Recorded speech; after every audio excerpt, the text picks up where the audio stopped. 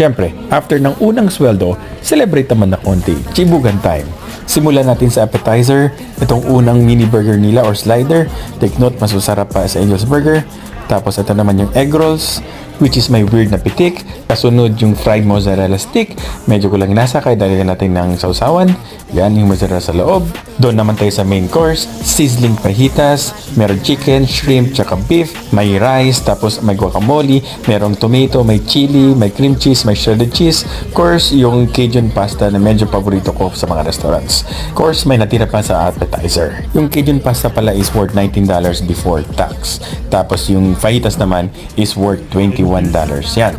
Tapos, sa pagkain pala sa fajita, nilalagay mo yung mga laman na to sa isang tortilla. Tapos, hinahalo-halo mo siya.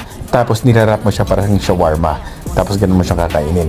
Normally, nilalagyan nila ng beans, pero hindi ako mahilig sa beans kaya tinatanggal ko na. Kaya para masasarap yung